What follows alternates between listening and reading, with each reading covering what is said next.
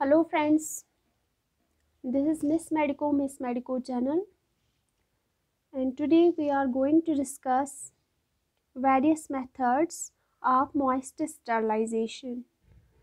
In our previous lecture we had already discussed about procedures related with moist sterilization at a temperature below 100 degrees Celsius.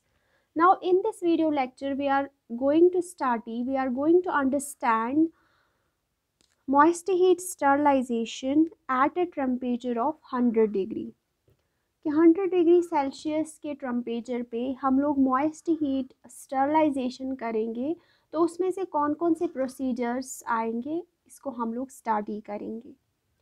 चलिए start करते हैं।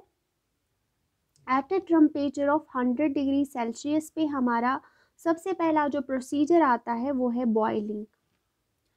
इसमें हम boiling कर सकते हैं इस टेम्परेचर से, जो कि मॉइस्ट हीट ही होती है और जिससे स्टरलाइज होता है, लेकिन टेम्परेचर 100 डिग्री रहना चाहिए। फिर एक और प्रोसीजर है जिसको हम लोग बोलते हैं टिंडलाइजेशन, इसको भी हम स्टडी करेंगे।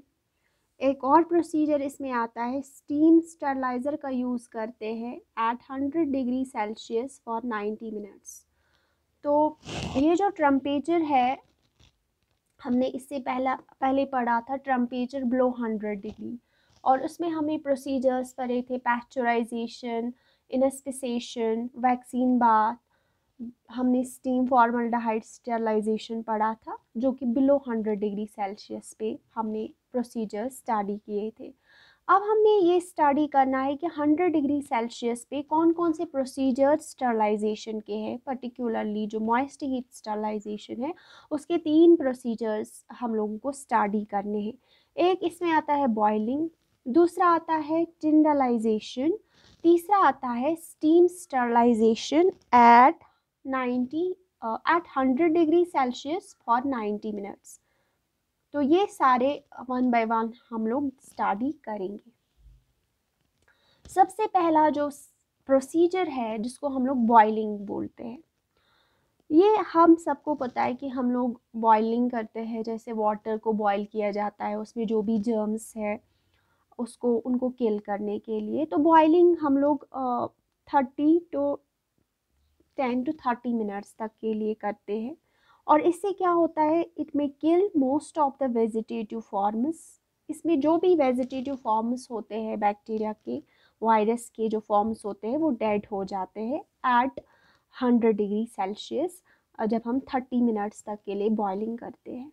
तो boiling for 30 minutes 10 to 30 minutes में kill most of the vegetative forms. इतना समझ आया?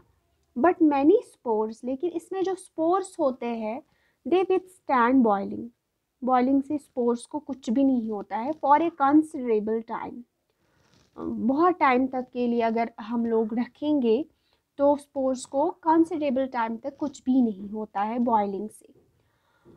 पुराने ज़माने में when better methods are not available, boiling में भी यूज़र फॉर ग्लास सिरिंज के लिए यूज़ किया जाता था। रबर स्टॉपर्स को स्टरलाइज करने के लिए यूज़ किया जाता था। It's not recommended for the sterilisation of instruments used for surgical procedures. लेकिन सर्जिकल प्रोसीजर्स में जो इंस्ट्रूमेंट्स लगते हैं उनके लिए ये रिकमेंड नहीं किया जाता है बॉइलिंग आमतौर पे यूज़ किया जाता था ग्लास सिरिंजेस अगर साफ़ करने होंगे, या रबर स्टॉपर्स को हमने स्टरलाइज करना होगा, तो तब हम पुराने ज़माने में बॉइलिंग का इस्तेमाल करते थे। फॉर 30 मिनट्स तक के लिए 100 डिग्री सेल्सियस पे हम लोग बॉईल करते थे, लेकिन ये पुराने ज़माने की बात है। इसका अब यूज़ उतना नहीं होता है, एक्सेप्ट हम लोग घरों में बॉइलिंग करते हैं वाटर एंड ऑल दैट। पुराने ज़माने में glass syringe and rubber stoppers के लिए यूज़ किया जाता था, लेकिन सर्जिकल प्रोसीजर्स में हम लोग जो भी इंस्ट्रूमेंट स्टरलाइज करते हैं उसके लिए बॉइलिंग रिकमेंड नहीं है। अब जो प्रोसेस स्टडी करने जा रहे हैं वो है टिंडलाइजेशन। इसमें भी हम लोग बॉयल ही करते हैं, स्टीम ही डेवलप करते हैं, और टेम्परेचर हमारा 100 डिग्री सेल्सियस जो कि हम स्टडी करें टेम्परेचर उतना ही रहेगा। लेकिन टिंडलाइजेशन जो है, इसकी अगर डेफिनेशन की बात करेंगे, ये एक वो प्रोसेस है जिसको इन्वेंटर के नाम पे रखा है टिंडलाइजेशन। जॉन टिंडाल थे जिन्होंने इसको इन्वेंट किया, तो उसकी बेसिस पे हमने इसका नाम टिंडलाइजेशन रखा। और हम लोगों को टिंडलाइजेशन जो हीट रेजिस्टेंट, हीट से जिनको कुछ भी नहीं होगा, जिन एंडोस्पोर्स को कुछ भी नहीं होगा, उनको हम लोग इस प्रोसीजर जिसको हम लोग टिंडलाइजेशन कहते हैं, इससे हम लोग उनको किल कर सकते हैं। ऑल्दो ओल्ड फैशनड है, लेकिन it is still used occasionally. इसका यूज़ आज भी किया जाता है to kill the heat resistant endospores. इसमें क्या किया जाता है, सबस्टेंस को हीट किया जाता है। इतना तो याद रख सकते हैं कि टिंडलाइजेशन स्पोर्स के लिए, हीट रेजिस्टेंट स्पोर्स के लिए यूज़ किया जाता है। ओल्ड फैशन्ड है लेकिन आज भी यूज़ किया जाता है। इसमें 100 डिग्री, इन सारे प्रोसीजर चाहे बॉइलिंग हो, टिंडलाइजेशन है या स्टीम स्टरलाइज़र है, इसमें टेम्परेचर 100 डिग्री तक ही रहता है, 100 डिग्री सेल्सियस तक ही रहता है। लेकिन 20 मिनट्स आपको याद रखने, 20 मिनट्स तक के लिए रखते हैं, स्टीम डेवलप करते हैं सबस्टेंस को किल करने के लिए। अब जो इसका प्रिंसिपल है ना, वो सेम है एज दैट ऑफ इनिस्पिसेशन। जिस तरह हम लोग इनिस्पिसेशन में करते थे कि उनको एक्सपोज करते थे ऑर्गेनिजम्स को, फिर थोड़ा इंटरवल लेते थे, फिर उसके बाद फिर से उनको एक्सपोज करते थे टू हीट, कुछ किल हो जाते थे जो कि वेजिटेटिव फॉर्म्स में ऑर्गेनिजम्स होते थे, उनको किल करा पाता था ये प्रिंसिपल। और उसके बाद ये सब्सिक्वेंटली 3 कॉन्जिक्यूटिव डेज तक चलता था। और इस तरह से इसका भी वैसा ही इनिस्पिसेशन की तरह ही प्रिंसिपल है। इसमें क्या होता है, जो भी सबस्टेंस जिसको हम लोगों ने किल करना होता है, उसको हम लोग फर्स्ट एक्सपोज करते हैं, स्टीम देते हैं पहले, फिर उसको 100 डिग्री सेल्सियस होता है वो 20 मिनट्स तक के लिए, पहला एक्सपोजर इस पार्टिकल को जिसको हमने स्टरलाइज करना होगा। इसमें जो भी पहले एक्सपोजर पे वेजिटेटिव फॉर्म्स होती है वो किल हो जाती है, ठीक है। फिर इसको, इस सबस्टेंस को इंक्यूबेशन के लिए रखते हैं। इंक्यूबेशन के दौरान जो है, इसमें जो भी वेजिटेटिव स्पोर्स जो कि किल नहीं हुए होते हैं, वो चेंज हो जाते हैं इनटू द वेजिटेटिव फॉर्म्स। दूसरे दिन अगेन इसको स्टीम पास करते हैं 100 डिग्री तक सेल्सियस पे और 20 मिनट्स तक के लिए। और जो ये स्पोर्स अब वेजिटेटिव फॉर्म्स में कन्वर्ट हो गए होंगे, वो भी अब किल हो जाएंगे सेकेंड टाइम।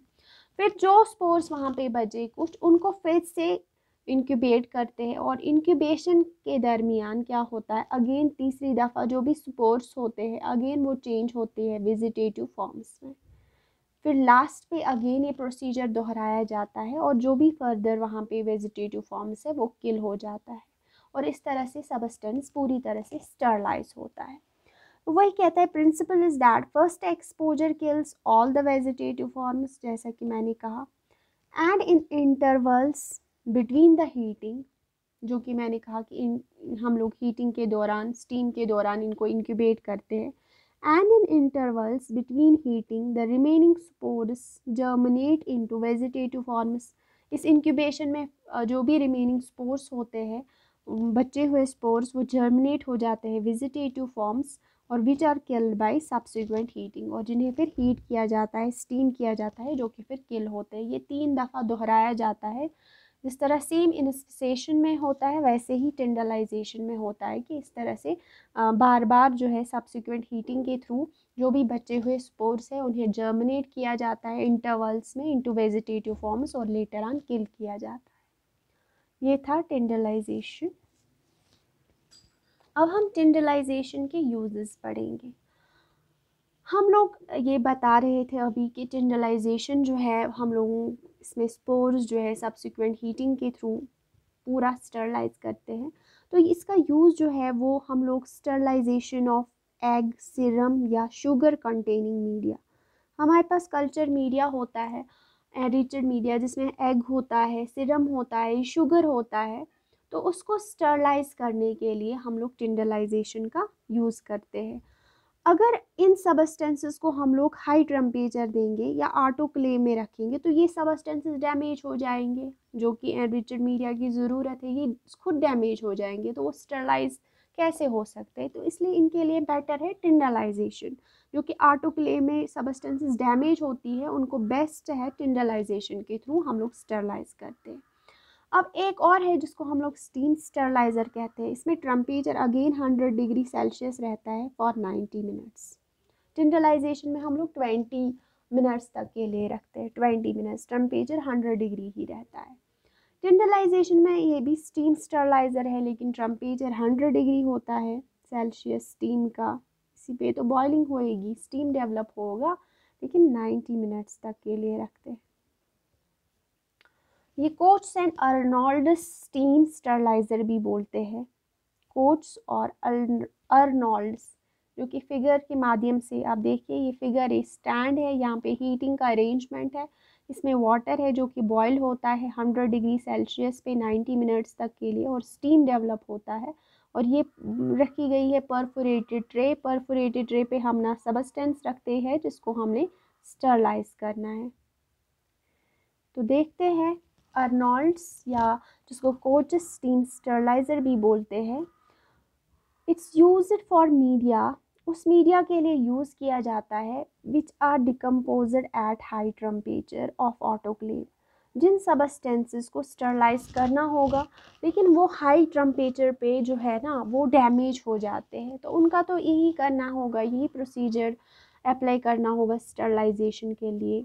उनको हमें बचाना होगा डिकम्पोजिशन से, तो उनके लिए बेस्ट है स्टीम स्टरलाइज़र या tyndallization. Articles are kept on a perforated tray, जो कि मैंने कहा सबस्टेंसेस जिनको हमें परफोरेट करना है, स्टरलाइज करना है, उनको इस ट्रे पे रखते हैं। ठीक है, थ्रू विच स्टीम पास, यहाँ से स्टीम पास होता है, नीचे वाटर है, इससे स्टीम डेवलप होगा तो स्टीम इन पोर से पास होगा। तो ये जो सबस्टेंस है these are exposed to steam at atmospheric pressure for 90 minutes. तो 90 मिनट्स तक के लिए जो है इसको एक्सपोज किया जाता है, इस सबस्टेंस को, to that steam which gets developed from the water through these pores. This is perforated tray और most of the vegetative forms are killed by this method. और सारे जो वेजिटेटिव फॉर्म्स होते हैं मोस्टली इससे अर्नोल्ड स्टीम स्टरलाइज़र से ही जो है ना किल हो जाते हैं। लेकिन थर्मोफाइल्स जो हीट लविंग बैक्टीरिया है उनको कुछ भी नहीं होता, लेकिन वेजिटेटिव फॉर्म सारे के सारे अर्नोल्ड स्टीम स्टरलाइज़र से ही स्टरलाइज होते, किल होते हैं। तो ये मेनली वो सबस्टेंसेस के लिए किया जाता है जो डिकम्पोज होते हैं हाई टेम्परेचर पे, जो कि अगर हम ऑटोक्लेव करेंगे उन सबस्टेंसेस को तो वो उस पर डिकम्पोज होते हैं। Thank you so very much. If you like my efforts please subscribe my channel, press the bell icon for further notification. Thank you.